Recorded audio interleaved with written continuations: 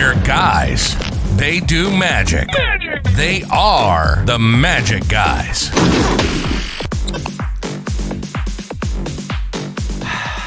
We're here again, ladies and gentlemen. Oh yeah, soak it in. That Tuesday morning or Monday night podcast goodness. Ladies and gentlemen, that is Nick K. Welcome to the show, friends. That's Doug Kahn. Salutations. And I'm your boy, Josh Norbito. What's up? Welcome to the pod. It's good to see you all again in the comments already. Look, I love how people are already commenting before the live goes live. It really brings a sense of unity, you know? Because normally magicians, we're running around solo. It's super cute. Like Dylan was in here at 8:01 a.m. like a full 2 hours before we even started. So bless your heart, Dylan. Bless your heart. It's amazing. Look, Bob, thank you for waiting 6 minutes. I mean, that is, who knows what you would have got done in that time. This is just amazing. And that's the problem with the youth today. Everybody wants it yesterday. You know, everyone, do you remember back in the day, Doug? You remember this? Bless your heart. You know that like when you wanted a movie, you have to go to the store where there was a bunch of VHS tapes, and you would hire them for a period of time. Yeah, we had it rough in my day. We had to hit the rewind button to rewatch the show back in the old day. Hey, I still remember those days. You know, I remember. You know what's sad is now I just realized this new laptop I got doesn't have a disc reader, so I'm like I still have to pull out my old laptop if I want to watch the DVDs. You know, and who would have thought DVDs would go out of popularity? Right. I was actually looking for a DVD yesterday. I was looking for that movie Big Fish with Ewan McGregor, where he plays this like exceptional person, and basically he tells a story about lies, whatever else. But anyway, kick-ass movie, and I was just like, I knew I had it on DVD, but here's the problem: when you have something tangible and you loan it to friends, it's always going to go walkabout.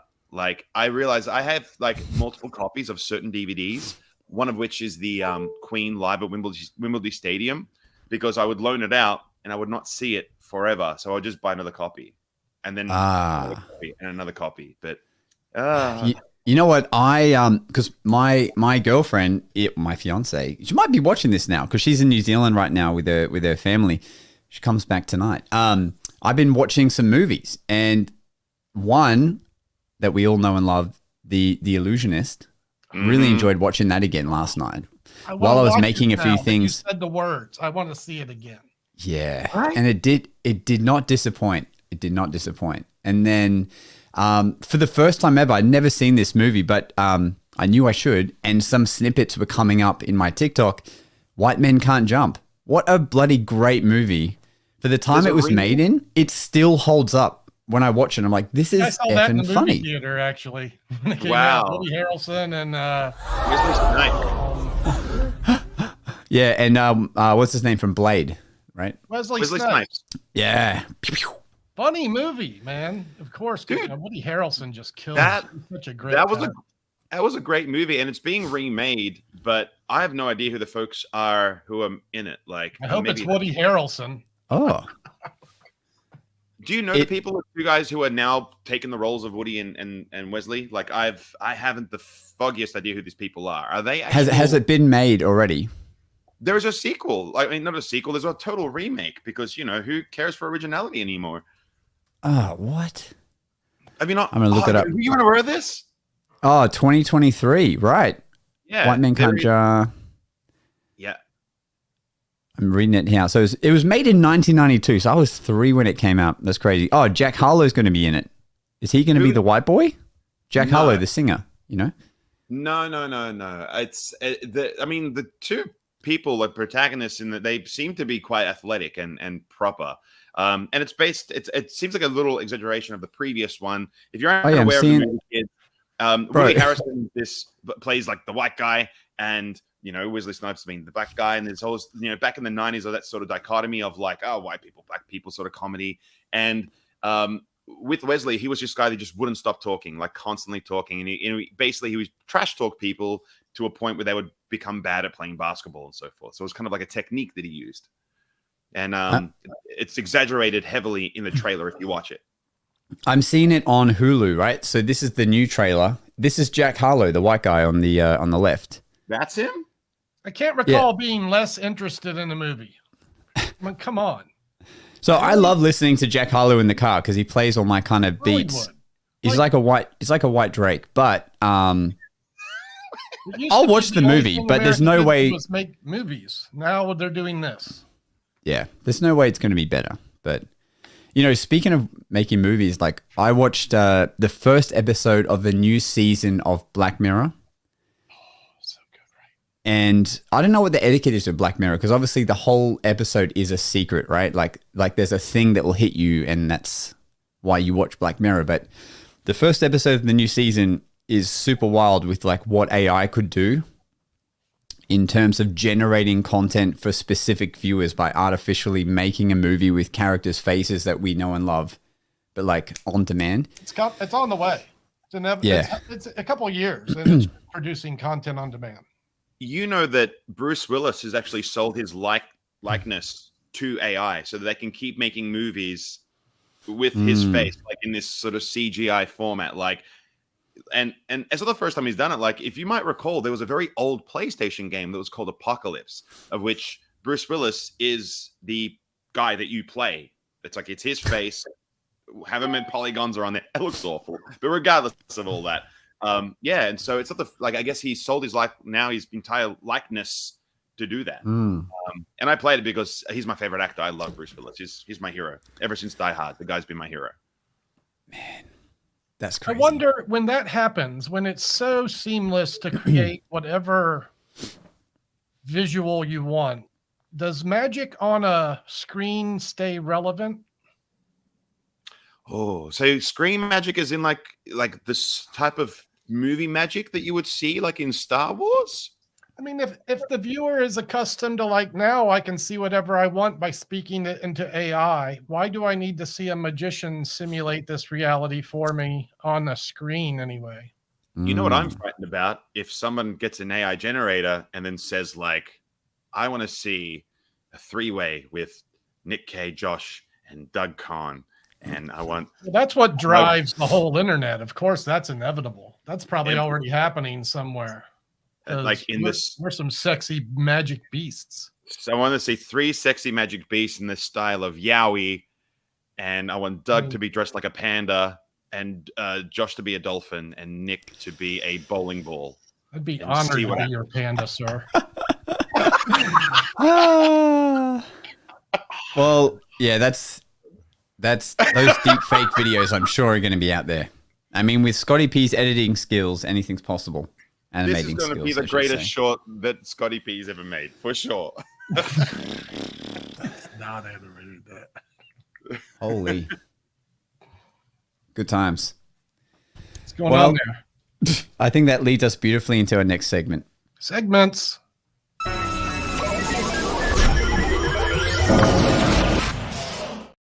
Let's kick up the show with some gig stories. Gig stories is effectively a little bit of stories of magic, moments in magic that we've experienced either performing or just while being out and about. We want to share with you fine people for posterity. And today we'll start with Josh's story. Fire away, Josh. All right, listen up. Strap in. Get ready, kids. Listen to this because the story's not that great. I wanted to hype it up a little. 2 events I did on the weekend. And but I'll just talk about one. It was so polarizing, the audience. I got there, it was at a racetrack, and this was a company that had hired like a certain area of it just for their staff. So I'm trying to think of the company name, but everyone's pretty like, it's like a tradie mentality. Like they're all like blokes, they're out to drink beer and they brought their wives and then you've got some of the admin staff that are there that are all girls, like sort of younger girls. And like, so there's like a whole dynamic going on. And they're like, come and do magic for us. I'm like, great. So the first good thing is right now it's cold. Like it was in a place called Warwick, which is just maybe 5 degrees cooler than it will always be here in Brisbane. So I could wear my full suit and everything, middle of the day, and it's nice and cool. That was great. But here's the 2 polarizing comments I heard.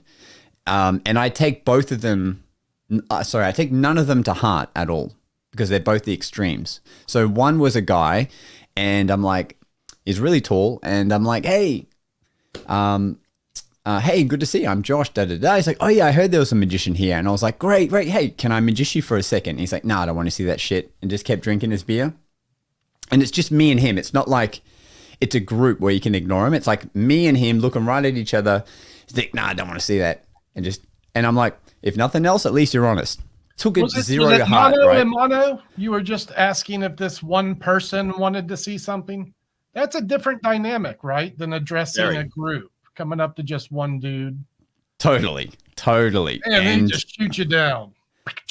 Like as if, you know, he was just changing channels on the TV. And right. but no time for that. Yeah, but you know what? I didn't care at all. Like, because why would we, right? Yeah, we know water off it's a just duck What's it? It's not, and it's not me. It's him. He just has never seen that kind of stuff. And I noticed because later on, like he felt silly because now all these groups are having fun. The client asked me to stay longer if I could, and you know, every time someone would say, "Oh, have you seen him?" He had to be like, "Oh no, I don't want to see that." But like now you sound silly because everyone's enjoying seeing it. So why, you know?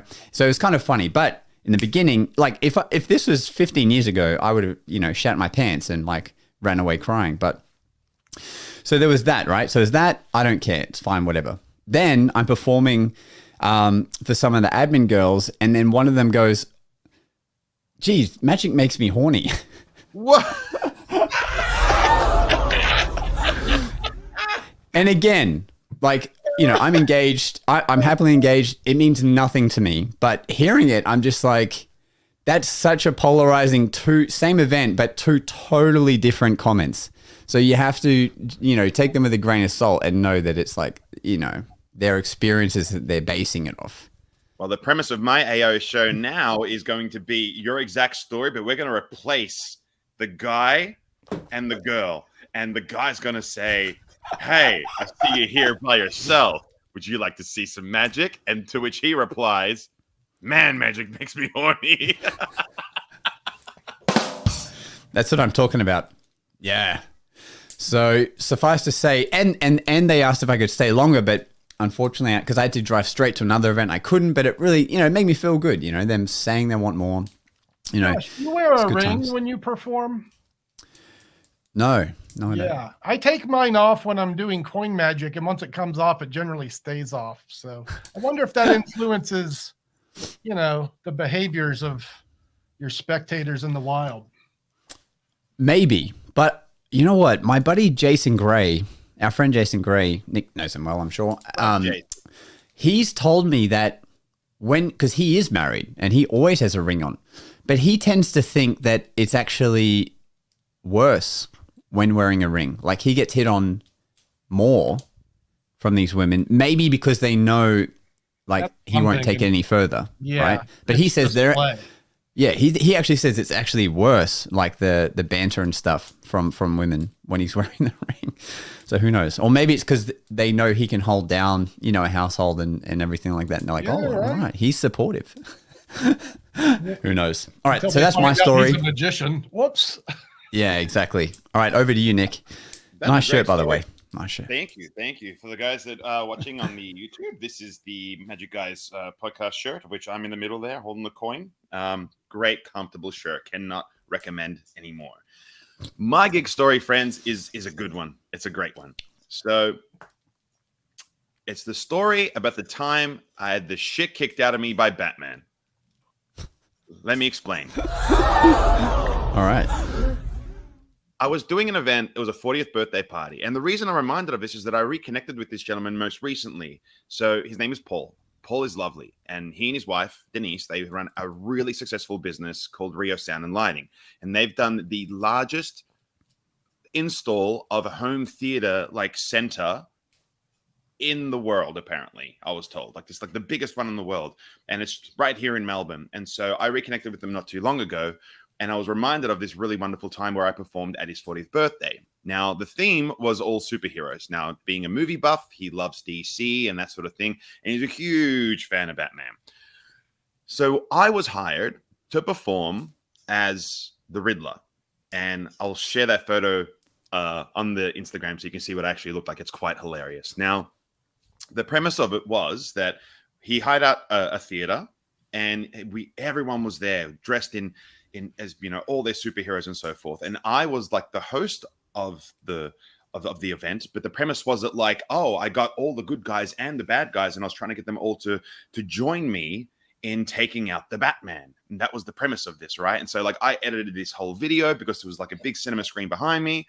So we're in the theater, and I had my Riddler question mark, and I address everyone, and I got my cane and my headset on, and I'm like addressing the audience in character, and I'm saying like, we're all gathered here together around the Batman, and blah, blah, blah, and I'm doing all this junk, and everyone was loving it, right? And then we did this thing where like the screen was like staticky and got hacked, and then you see a Batman symbol, and the Batman audio plays over the PA, and it's proper cinema. Like it sounds sick. And then I had this like whoosh noise as he comes in from the side door, and then I played these these punch noises, you know what I mean, over the PA. And then so the premise was that he walks in from the side, it goes pitch black, you hear some punch noises, I'm on the ground, and he stands forth dressed as Batman in full Batman army regalia, and he's like triumphant, and then he's like, everyone to the bar, and that was the premise. But here is the happiest client ever. Oh my God. Yeah.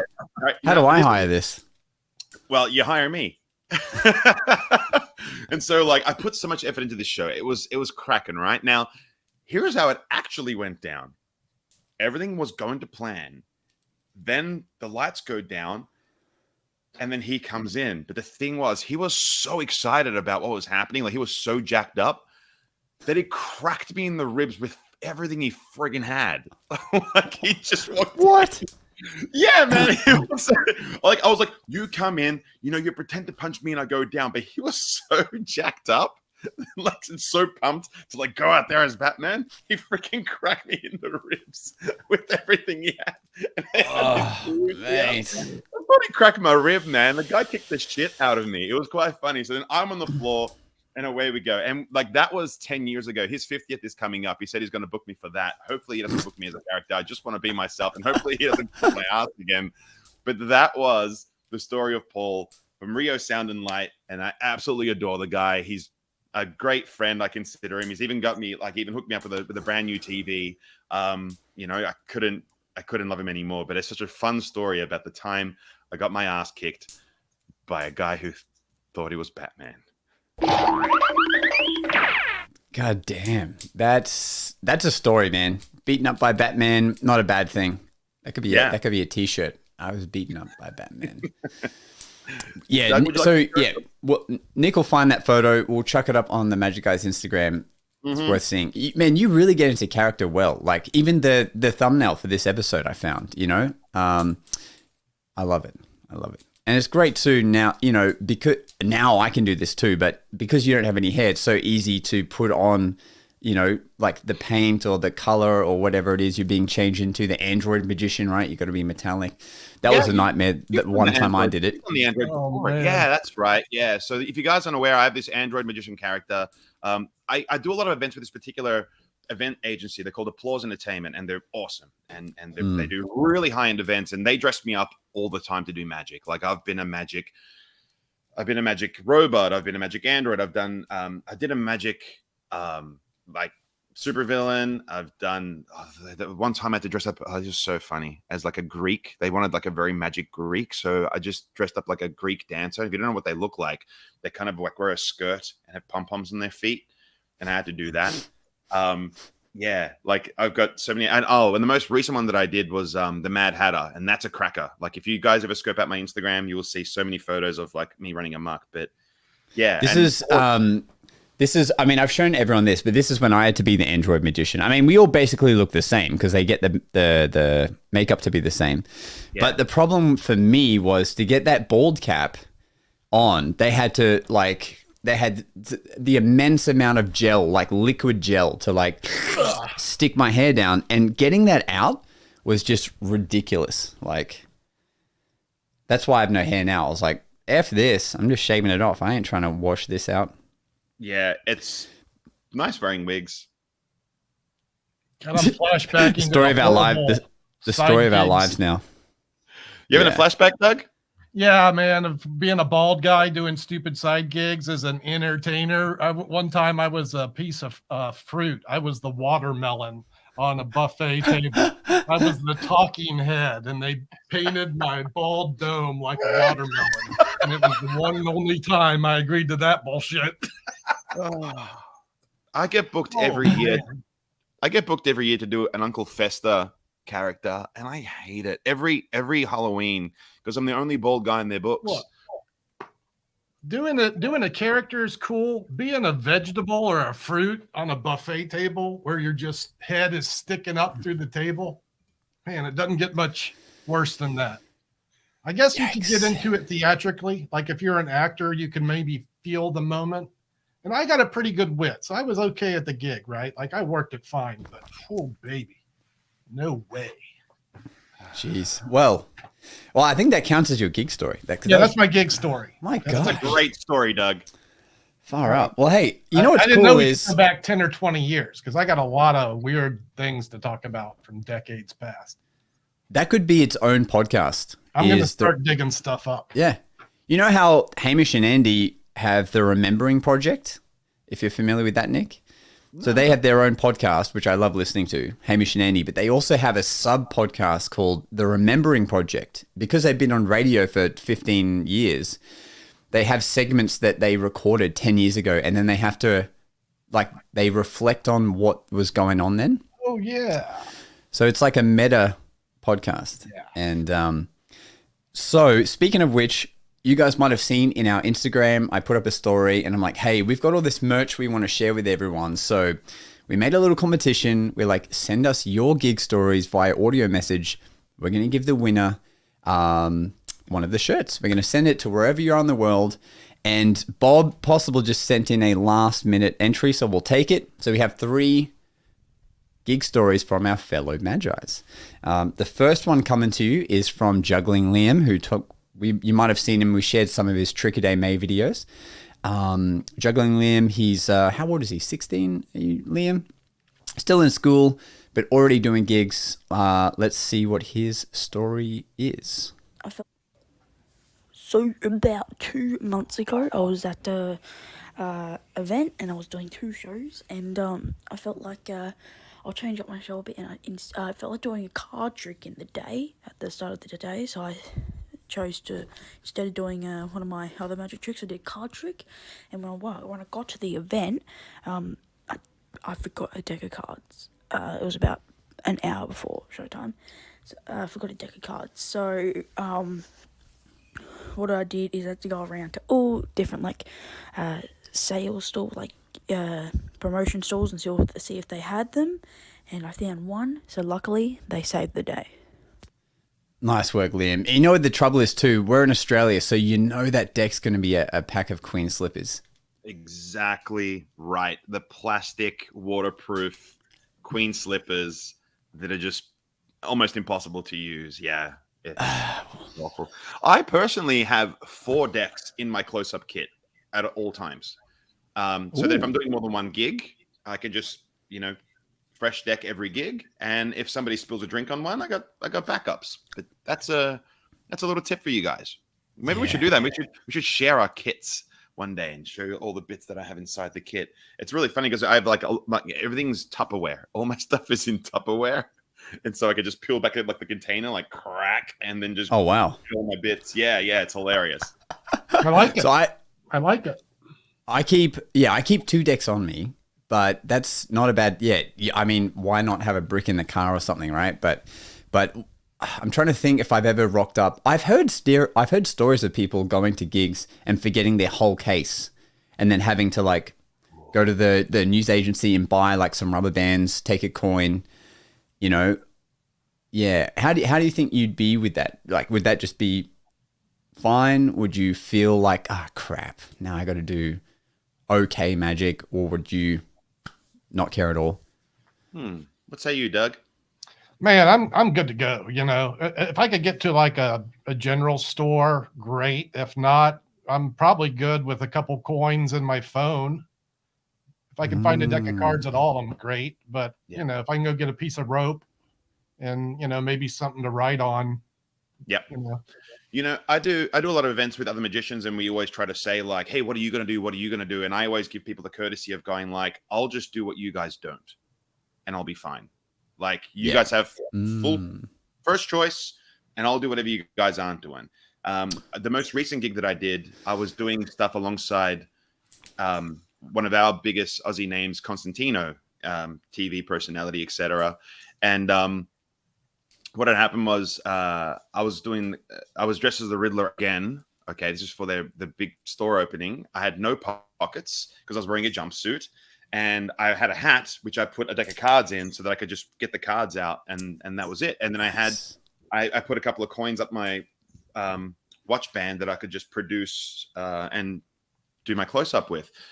So all I had was like 3 coins, some rubber bands, and a deck of cards, which is hours of entertainment in truth. But the management of Constantino said, "Don't do card tricks. Constantino's doing card tricks." What? And so I ended up just going, all right, I'm going to do this gig with just 3 Morgan dollars. And I did that for 3 hours. Don't do card tricks because Cosentino's doing card tricks. I mean, truthfully, in a walk around environment, 2 tricks is all you need. 2 good effects. 5 minutes. Fair. Correct. Yeah. And it drives me insane to work that style. Wow, that's interesting. That is a hot tip too. Whenever you're doing an event with another magician, just have a quick chat and, put your ego aside. Just like, hey, what stuff are you doing? Let's make sure we're not both trying to do double cross for everyone, Yeah, but it's kind of like when you cross the line where you're like, you can't do cards because Constantino's doing cards. What? I can't. Yeah, that's like saying... Yeah, that's like saying we're going to have a dance off, but you can't use your legs because I'm using my legs. This maybe you can't do ambitious. I'm doing collectors. You do triumph. You do card to pocket. I get card to wallet. We could work that out. Like, I get it if there's a main ending you do, like Omni deck or something. Like, okay, maybe say that. But you can't take out the tool itself. Like, but fair enough. Whatever. Yeah, anyway, that's cool. Let's move on to our next story. Okay, so next is from Oliver Bell. He comes to us from Wales in the United Kingdom. All right. Hello, I'm Oliver Bell. I'm a semi-professional magician from Wales. I've only been a performing magician since last year, so I was still learning to perform during this gig. And as I dropped a deck of cards all over this wealthy person's kitchen floor on the first group of people I went up to, the anxiety came to me, and I just repeatedly screwed up every single magic trick I performed at this gig. I think there's one last Towards the end of the gig, a person from that first group of people I went up to came back to me and asked me what was the difference between the brand new deck I opened during the gig and the deck I dropped on the floor. And my quick-witted self said a little less floor grime. Now, usually you would get a little bit of a giggle out of that. Maybe you'd contemplate how you haven't cleaned the floor in a little while. But no, as I attempted to land this joke, this guy was completely poker-faced. And that was really awkward. Thank you, Oliver Bell. Thank you for your honesty, man. That's got to be, you're feeling the nerves and it gets the better of you. Have you guys, what have you done? I mean, I've broken an egg in my jacket pocket in my early days on stage from nerves and like not knowing my own strength and what's going on. But the double pain. Oliver is a wonderful young magician, and I know he does good stuff. And to be entering the professional arena and having a struggle in some of your early gigs, hey man, get these out of the way now and have some memories and stories. Endure and learn. I feel your pain though. Oof. We have a saying in magic that you got to get the first crap one out of the way. Like, that's why any opportunity to perform a new effect in a situation where it's not too important, just get the first crap one out of the way. And then you can just start focusing on getting better and better and better, like always. So it's, it's just, ultimately, Oliver, I think that as bad as it sounds, you should be really proud of yourself. Because to me, I think you're earning your stripes. And I give you a big magic guy stripe for my going like, yep, here's your badge. And you should be really proud of actually being able to just to be able to endure that and power through it, like I could not be more proud of you. Well done. Yeah, well done, man. It's so true. And the other thing is they probably don't remember it as being as rough as how you will remember it, right? Like dropping a deck of cards, they'll probably have forgotten halfway through the party, except for that one guy. but you know what I mean? Yeah. Any thoughts on that, Doug? I'm thinking of helpful tips. You start maybe the next round with easy to do things that won't go awry, 100%ers, even like a self-working invisible deck or something. Looking forward, that way you won't have too much anxiety about fumbling things. I know Oliver's going to be fine. Just keep doing what you're doing, Oliver Bell. I've seen your work. You're good, getting great. Look forward to watching you grow, buddy. Before we listen to our last audio message, and I love seeing these stories come in the comments too. You guys should have entered them in, but nonetheless, what's that magician? Oh my god, he's a creator. But anyway, this guy was saying the first effect into a 30-minute show, he does card to lime, and the knife cuts his hand, like he slices his palm. Oh yeah. And has to just stop the show straight away. Because what do? You're bleeding everywhere.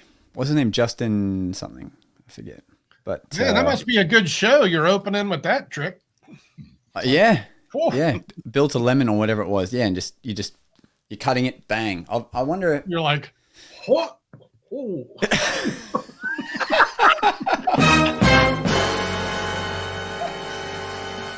It's career ending if you get it wrong. That was. Thank you. I'm here all week. Thank you. Yeah, I've been working on a coin and can sort of thing that I've been gimmicking because in my residencies there's like lots of people getting cans of beer and Red Bulls and so forth, and so I've been coming up with a whole bunch of stuff that I can do to perform that. And as I've been rehearsing it, like I need to cut open the can for the revelation at the end, and I'm so terrified to do it. Like I'm so terrified. Anyways, yeah. So we have one more. Now I haven't pre-screened Bob's audio message, so I'm a little worried, but I'm just going to roll it. Yeah. So look, we're just going to give you the benefit of the doubt that everyone will enjoy it, no matter how gruesome it is. But let's go, Bob Possible. Okay. Hey guys, it's Bob Possible. So the worst thing that ever happened to me at a gig, or well, I guess the funniest thing that ever happened to me at a gig, is I had a Hare Krishna guy walk up to me and ask me if I was a waiter because of my bow tie and vest. I almost got in a fight with him. And now Magic Mark and AJ the Mouse continually call me a waiter. Okay. I mean, it's actually reasonable. Dude, don't feel bad. I'm a guy who walks around with like a $3,500-$4,000 suit, and people think I'm the waiter still. So don't be disheartened. Yeah, like I wear a tux at every gig, and they're like, "Can I get some more cheese?" And I'm like, "You might want to ask a waiter for that." So, yeah, it's a little blow to the ego, but you know what? I think that as bad as it sounds, your friends giving you a hard time, those are good friends because that's exactly what you would do. You would hang shit in your friends, wouldn't you, Doug?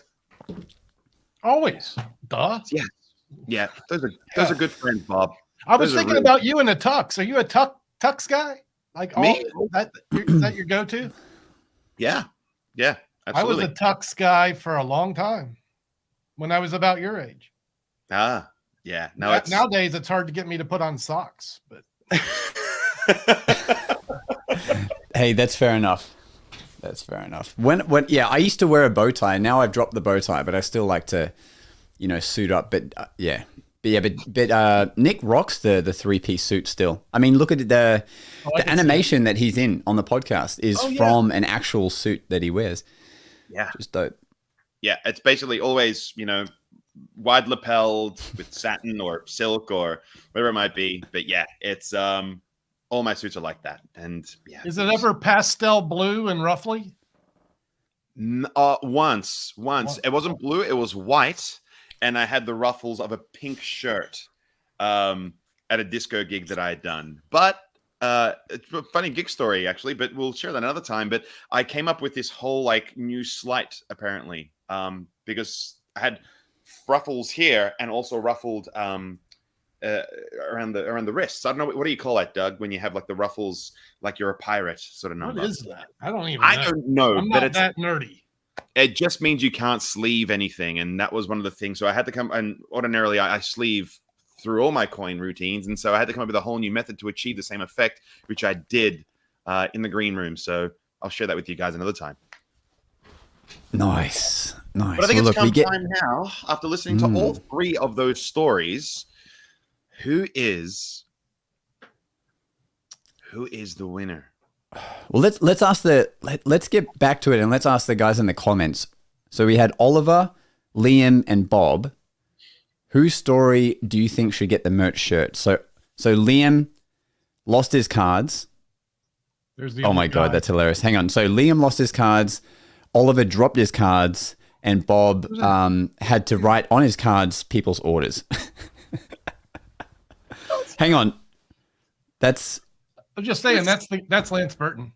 Oh, Yeah. that's not you. Oh my God. I was like, how can you think? He's the only one that can wear those things. Yeah. Man, he doesn't even look real. He just looks so perfect. Yeah, that's... He is. Dude, that Lance right there was perfect. That Lance Burton. Yeah. It's just... And he should be the only one wearing that tuxedo. He's a dreamboat. Oh, man. All right, so you guys let us know who should win that. Just comment a name or the story. Meanwhile, look, we're over halfway in our episode now, and I think it's time we reveal our new segment. More than just a segment, a sub show of a segment of this podcast. And my God, I mean, do you want me to tell them, Nick, or do you want to? I would love to tell the people, guys. Okay. I have mentioned over the past few weeks that we behind the scenes have been working really hard to bring you guys something super exciting, and it's finally time to announce it. So we have been in chats with the good folks from Piper Magic, who operate out of Brisbane. They are Australia's premier online magic shop. I get all my goods from there. I'm pretty sure that like everyone from Australia almost gets all their goods from there, and they've been nothing but good to us. So I reached out to them asking if they would be interested in getting involved with us at the Magic Guys. And I'm very proud to announce that we now have a magic product review show. And so we will be talking about products here on the show. And as well as that, we will be doing full reviews on my YouTube channel, which we'll be putting in the links of this chat. So if you guys want to see the full review, you can ask any questions you have there. You can also ask your questions here on the chat. And yeah, there's also going to be some opportunities for giveaways as well. All thanks to the good friends who are now sponsoring the show, which is Piper Magic. And I'm really proud to announce our brand new segment, the Piper Magic Product Review. Roll the tape. Oh, yeah.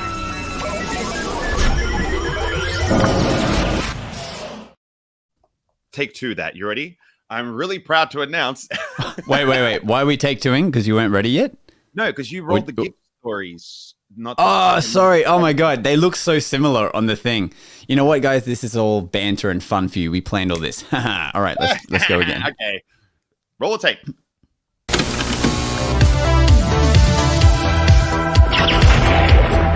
Piper Magic Product Review.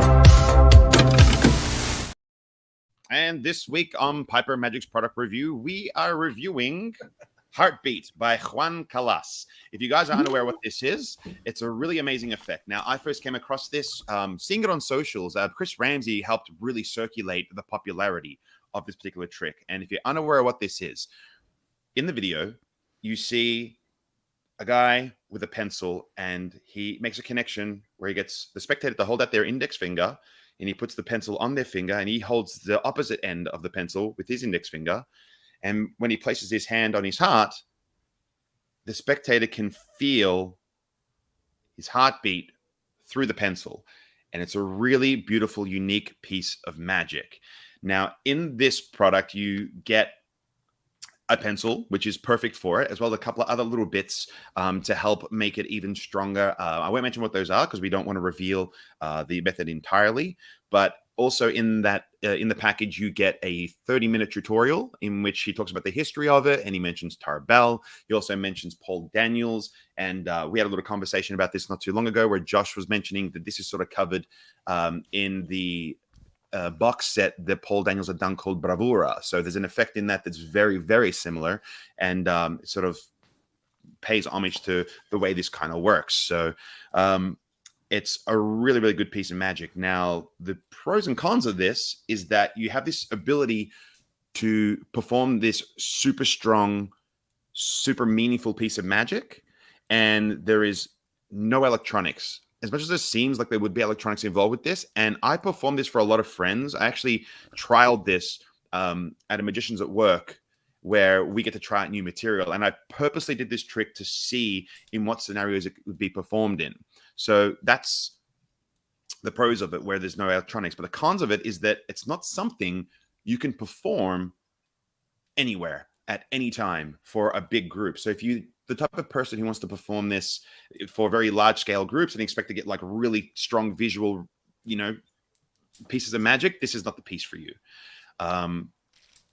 This is the type of thing that when you are going to perform it, that you need to make it a special moment. Now, if you're going to do it in a group setting, after me playing with it for a week, I found that if you find someone who's like, it's their birthday, and you say, oh, I want to share something with you. This is just for you. It's going to be our little secret, but I want you to feel this. I want you to experience this.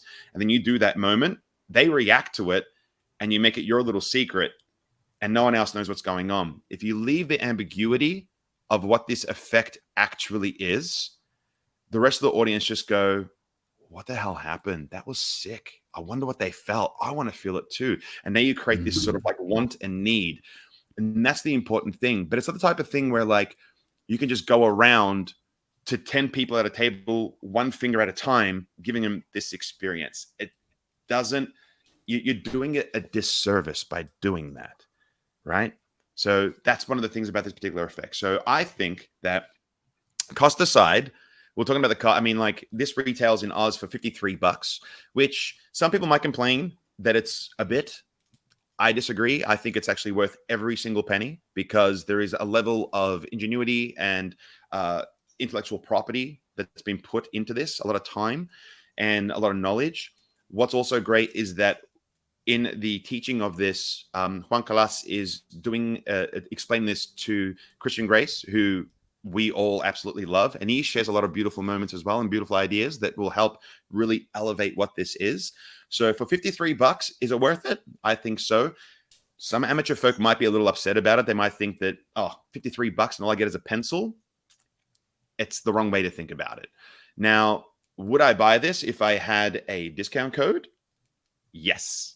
Thankfully, because we have a wonderful sponsor here at Piper Magic, what we now have is a discount code for all of our listeners. So if you put in the discount code Piper Love, all one word, you guys will get a discount on this purchase as well as any other purchase that you make on the Piper Magic website. So if you are going to make this purchase, make sure you go to pipermagic.com.au and you guys can purchase whatever you need with this discount code, which will also help us supporting the channel and also support the people who support us at Piper Magic. And that's my review. Any questions? Doug for 20 points. Does Piper Magic have a brick and mortar location? No, they do not. They're a pure online shop. It's funny. They're pure online. However, they are so, like, their customer service is, like, I've had him come and personally drive and deliver my products to me, like, the same day. In Australia, he's very useful in terms of that and knowledge and speed and that kind of thing. Yeah. Without having an y'all actual support store. that man. Yeah, boy. Now, not to discredit Doug's shop. They're just different. It's just Piper Magic is particularly helping us with reviewing particular products. But obviously, if you're in the US and you need a physical product, you might go to conjure.com instead. Yeah, I mean, I carry stuff I use and some beginner things. I'm not carrying a wide variety of, things, the new stuff. I don't have the pencil trick. I don't have that, Yeah, and I feel like sure, it's good stuff I got. In terms of the price, right? I think something to think about is, when we all found the resource for where to learn PK Touch, for example, and you get delivered this little booklet and you've paid all this money for this booklet, it's the same kind of feeling, right? You're like, what? There's no crazy gimmick thing? But it's not that. It's the experience you're going to give someone that you're paying for. That's what it is. Now, Tim was asking what the skill level involved is, like what sort of difficulty the effect is. Great question, Tim. And the answer to that is that as far as the mechanics to achieve for the method, it's extremely easy. However, it is going to require some practice, and so that you can do it well.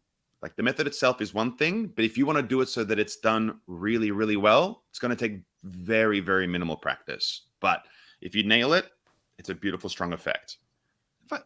If I may speak a bit on like buying tricks that are seemingly overpriced, if you buy a trick and use it, like $50 is cheap, man. Like, if you can find something that's going to be in your active working repertoire, I don't care what the method is. If I can find a good piece for $50, oh, thank you.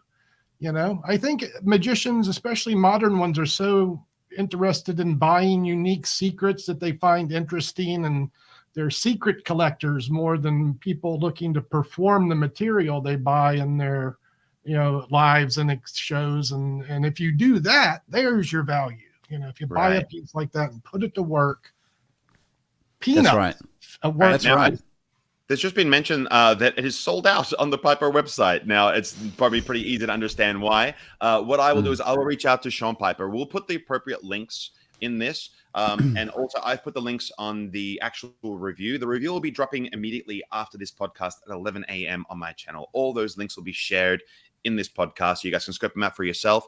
And I will contact Sean Piper to ask if there's an opportunity to do some pre-orders. And then that way, the discount will have a bit more of an effect if you guys could be patient enough for it.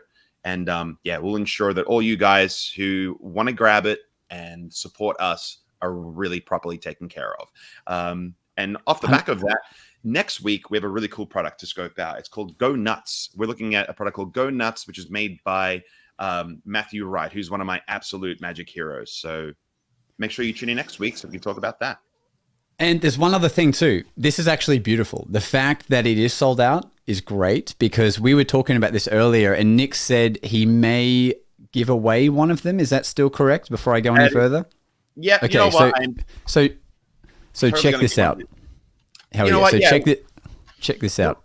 Should I tell them? Or Absolutely. Yeah. So, you tell them, Josh. I mean, I was considering giving one of these away. Now, I think ultimately, if you guys go over to, if you, more importantly, subscribe to this YouTube channel and also subscribe to my YouTube channel and leave a comment, I will choose one of you guys at random, and we'll give this away on the podcast live next week. How does that sound, Josh? It sounds great. So in the description of this podcast, I've put the link to the review show Nick's made for this product on his YouTube channel. It goes live once this podcast ends, so you won't be able to click on it yet.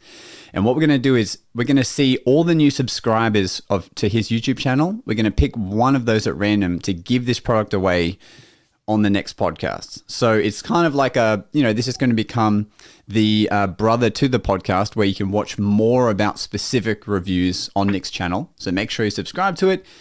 And because they're sold out, it makes it even more sweet, because you still have a chance to get one, right? So it's kind of poetic that it worked out that way, I think. Isn't it great? Yeah, it's going to be good. Hey, look, also, let me just mention quickly, Dylan, who I was having a good chat with Dylan yesterday. He is our shorts editor for our videos that you see go up on Instagram and things like that. And he's just recently started his own podcast called Behind the Magic, which our fellow host Doug has been on. I did that. Yeah. Now it's just getting started, and Dylan's a young, enthusiastic magician, so it's always good to support our fellow magicians. So I thought I'd give him a quick shout out. Behind the Magic. We just had a chat yesterday, and he's like substantially upgrading his podcasting ability. So it's going to be just even better than the ones he's done so far. But it's something to check out and keep on your radar, Dylan. You can cut that and use that in your short. But hey, that's awesome. Now, we had a hot topic for today. Do you have that lined up, Nick? I do, friends. So I recently stumbled across an article, and it's kind of an interesting thing that's happening in Magic right now. Now, what's happening is the label Nepo Baby, which is basically promoting nepotism, in which, just because, let's say that if your father was a magician, that you get to be a magician, or that if you are a trust fund baby because your folks have money, that you get to have money. It's kind of a resentful topic, a resentful comment rather, to be said about someone, and it's based around Penn Jillette's daughter, to my knowledge. Right now, what's happened is this: 18-year-old Moxie crime fighter Gillette, who is the child of Penn Jillette, is performing. What a great name! Let me just say that again for the audience: Moxie crime fighter Gillette. Amazing. Is set to perform this year at Edinburgh Fringe Festival as one half of like the Young and Moxie with Magic partner Cameron Young. Okay. Now, the upsetting thing is that Moxie is getting a little bit of heat because Moxie is obviously connected to Penn and Teller, some of the greatest Magic minds. And what's happening is that Moxie is getting slandered with this term, Nepo baby, which is kind of resentful. And Moxie is getting a lot of heat from the internet, which I just think is unfair because this sort of term, I guess, Doug, I mean, you know that Michael Douglas got this back in the day, Doug. And Frank Sinatra Jr. as well. He got a little bit of heat from this just because by association they get this like. I think and Penn should prepare his children for this if they're going to enter it. You got to be ready for that heat. They probably are. And Penn's probably like, don't let that shit sweat you. You don't sweat that. Right. Just I bet, I don't know, I say this, if you just do a good show, it's going to be fine. And whatever press says, yeah. I reckon Penn's probably saying, you know what? If they're talking about you, let them. He's probably like, that's a good thing. That's what you want.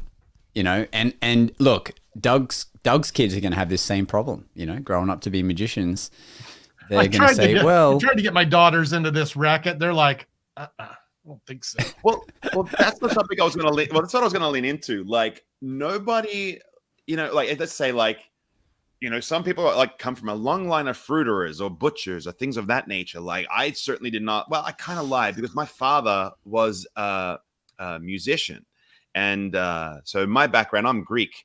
So my dad played in like a reception band, like in a Greek reception band, playing traditional jams, playing this 8-string coconut called the bouzouki. And he sang and played, and that's dope. Yeah. I'm just making up stuff now to write us out the last 7 minutes. No, the bouzouki was what my dad played, and he sang all these things. That's where he met my mom, dude. Like he met my mom at these dances. Yeah, that's fake too, probably. No, okay, because my dad, he's a stud, and my mom, she's a fox, and so they made me, and I don't know what happened. That makes sense. Yeah, well, I mean, something happened. I'm back in the story. Yeah, I know what happened. I guess by association, like I was in a band. I was in a band and played music for 10 years before I got into magic. And so, like, is it nepotism? Not particularly. Is it just because it runs in your blood? I mean, families that play together stay together. My friend Tom Stevens, their entire family, he's got like 20 kids. I'm joking, but he's got like a lot of kids. He's got like 6 of them, right? And they all play instruments and they all play together. Like you go to his house and it's just a big studio with like drums and this and that. And, and they all jam and play together. And I think there's something beautiful about that, and I feel like it's unfair that if you have a skill set that I guess is maybe naturally given to you. I mean, singing is probably one of those things more so that there is a certain physicality that your vocals need to have. You're not really exactly born a singer, not always. You can be a natural singer and then you can become a professional singer for sure. But like, I think that with magic, because it's something that you do with your hands, that I don't know, is like, are those traits, do you think, passed down genetically? I think, yeah. And I think also like it would be, was the word nepotism? Is that right? Whatever that made up word was. Yeah. So I think that would be applicable if she decided to get into magic because of his fame and was like, I'm going to make money off your fame. Maybe then it's fair to say you're not doing it, it justice. But no one gets into magic for any other reason than like they're obsessed with it. Am I right? Like, especially. I could argue this. People get into magic for different reasons, but when you're surrounded by Penn and Teller's genius, and in particular Teller's genius and all their oeuvre, maybe you're a little more influenced to go that direction than if you're just a normal person. Okay, well, what about Ozzy Osbourne? You got Ozzy Osbourne and you got Kelly Osbourne. Kelly Osbourne released one single, which was a cover of Papa Don't Preach. What else does she do? I think she's hosted maybe the Voice or something. No, that's not true. I think she's quite active in the fashion industry and is an on-screen talent for most of that. So she's quite in the entertainment industry. She's a character on TV. Suck it, Nick. No. No. What I'm saying, that's what I'm saying. Like she still, like she had the benefits of coming from a very wealthy father who built, this empire through his amazing music in Black Sabbath and also this like great TV show. But she chose her path, which was fashion and not music and not playing the guitar. I mean, she had access to someone like Tony Iommi, who's like one of my favorite guitarists in Sabbath. So it's the type of thing where like, okay, just if you have the benefit of that, you shouldn't be slandered. Like if Moxie had done anything other than magic, this term would be irrelevant. And that's what I think is unfair about this. I think. What about this? What about this? You go to TikTok, it goes the other way. The kids are the stars, and then the parents are writing off their kids' stardom. People like Charlie D'Amelio, now their whole family has their own show, like the Kardashians. And then you got Addison Rae, who was for a long time the second most followed person on TikTok, and now her mum, whatever her mum's name is like her own star, like off the back of that. So it goes the other way. So is it okay if then... I can't wait till Jack Grady has kids and starts his whole oeuvre. Jack Grady, Magi. Oh boy. Era. If Jack Grady and Pig Cake's kids ever meet one day, that'll just be Can we a party. Please get Pig Cake back on here? Like I wasn't here for that chat. Pig Cake, come back. Pig Cake, we want you. Come promote your deck. He's got a new deck. I've seen it. You heard it. Yeah, that's right. Because he works with illusionists now, am I right? Or at least it seems like he is. My involvement with him is I see him pop up on my shorts and I laugh. And sometimes I watch his YouTubes. Right. Yeah. I don't know. It's the goods. It's the goods. And speaking of watching people, next week, guys, we have a gentleman named Dennis Kim coming on the podcast as our guest. He's locked in. And he's a consultant for a lot of top guys. He performs in New York City, and you'll hear more about him. But I just want to give you a little taste that is coming up, and that is something to look forward to. You've crossed paths with him a little, Doug, on the socials. Yeah, man. I guess I cross paths with everyone. It seems I get around. We all know you. Everyone knows Doug. Dennis Kim's been around a while, and I try to keep my eyes on things that happen. I'm looking forward to this chat for sure. From what I understand, he's one of the main consultants for Dan White a lot of the time, like for his virtual shows, for his live show. Yeah, his Instagram is the Close-Up Artist. But you guys probably already follow him. How did I not be a consultant? Man, I should have been somebody's consultant, right? I know enough things. You can be my consultant. What happened in my life? Why am I not getting consulting gigs? Did you put yourself in those people's, space ecosystem? Maybe. You know what, Doug? I need a consultant. I'm looking for a watermelon production. Can you help me out? I'm your guy. I'm not getting the consulting gigs. I'm ready to swing the other direction again. No, Doug, you were busy making your own money. You were busy doing your own thing. I was busy making babies and dreams happen and being a street performer. I had a book, a magic shop, and raised a family and whatever. Ain't nobody got time for consulting when you're doing that. Yeah, so that's amazing. That's amazing. Yeah, hey, we shouldn't forget as well. I'm looking at the comments here, and to me, everyone is loving everyone's gig stories, but I think the winner is going to be Oliver Bell. I think everyone has given him a lot of praise. So, Oliver, you are the winner, my friend, of a Magic Guys merch shirt. It will be coming your way. I'll hit you up in the message to choose your size and color. But guys, cool. Feel free to grab your own, The mugs, we've created new mugs now. This is not it, but we have the new merch for the Magic Guys mugs with all of our mugs on the mug. So you can see that too. See what I did there?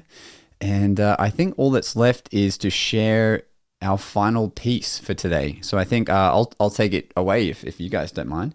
Yeah, I did it last week. I think it's your turn for the final word. Let's do it.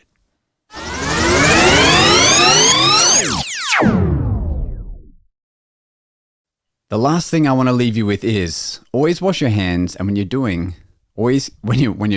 performing, always keep your deck dry. Okay? That's all I have to say. And take 2 decks. 2 decks are always better than